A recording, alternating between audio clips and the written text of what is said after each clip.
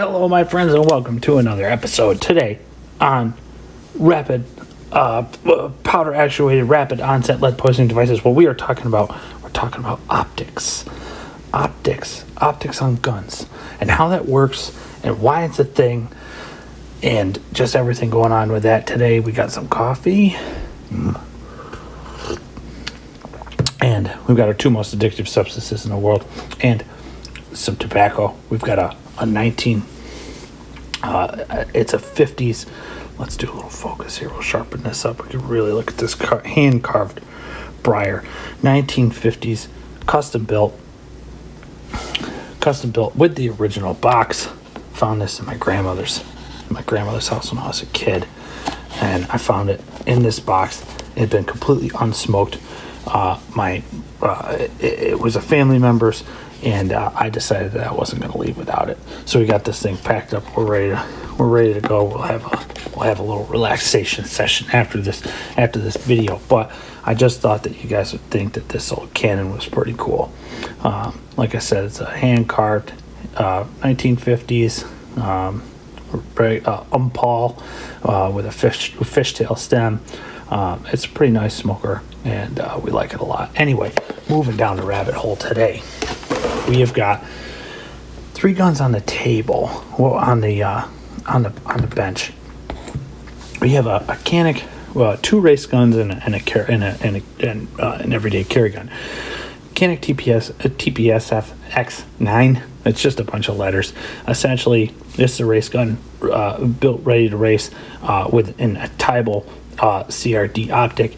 We also have our legendary Smith & Wesson 929 with a Burris Fast Fire 3.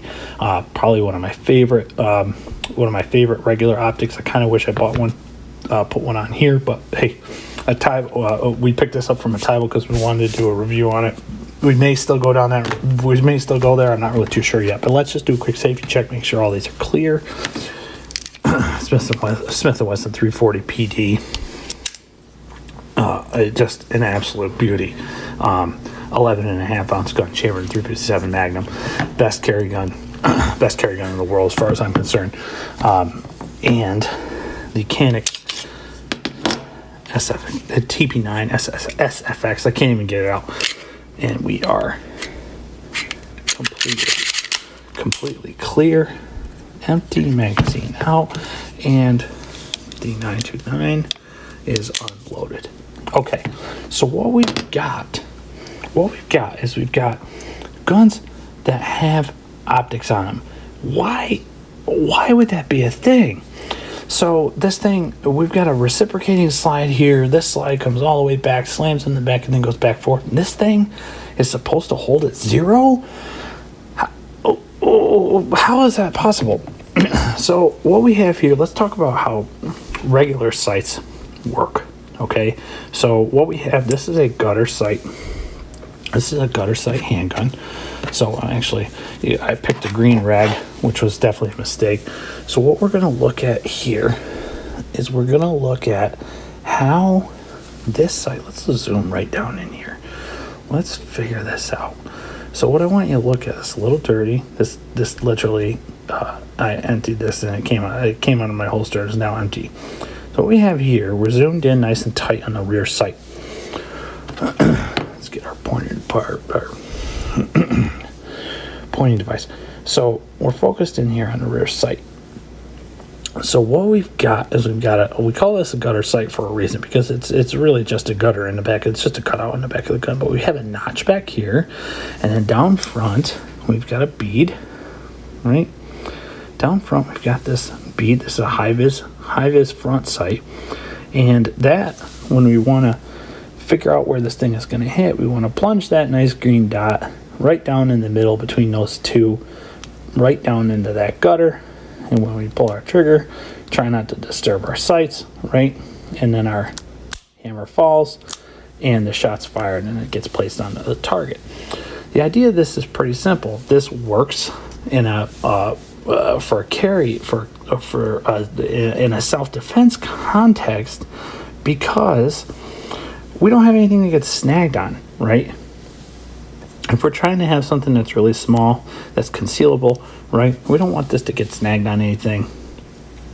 and hinder us from actually removing this from the holster or producing a firearm should God forbid the situation ever call for it. But that's how a regular gutter sight works. So when we take a look at something with optic on it, what we're looking at is we're removing that sight entirely, right? There's no rear sight here. There's a front sight here, but we're not using it. So what happens is that when we turn this thing on, we get a big old red dot, right? That red dot shows up.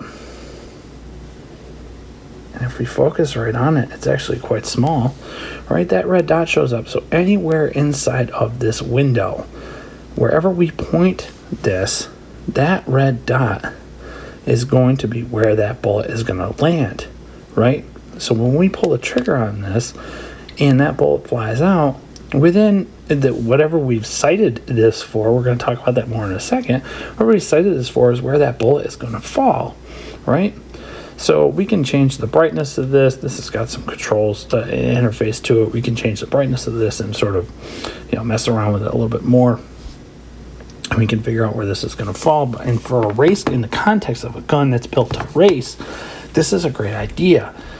Because what it allows us to do is it allows us to get a sight picture that has not just the target in it, but some of the other targets that we're going to be using. Some of the other targets that we're engaging are also going to be included in that sight picture. It's going to allow us to figure out exactly where we're aiming. And if we use this big old barrel on this thing is all over the place. And if we look at this Fastfire 3, we can see, let me just get it nice and bright. We can see here that the exact same thing shows up. This actually gives us a little center line, which I like a lot. The Burris Fastfire 3, I think, is just a all around really cool. This is a 3 MOA dot, which is, MOA stands for minute of angle. We'll talk about that more in other videos, but this allows us to a really nice sight picture. It's pretty large. It's not huge, but it's large enough. So how this works is that when this sight is going to get mounted on this gun. So this is a plate that sits on the back, right? The stock plate that came with it had a U-notch, not too dissimilar from this, but it had a U-notch, right? So that plate came off, this adapter plate came on, this thing bolts to that plate, the plate bolts to the gun. So when this is bolted on, what we have here in the top is a way to sight this in. So this moves when we turn this clockwise, this moves that dot inside of that window up or down, and then we can also move it left and right inside of that. So what we got to do is we got to set this onto a bag, and then we bang, bang, bang, fire it into a piece of paper, and we're going to turn those dials so that this thing is aligned, and it's going to stay zeroed for quite a period of time.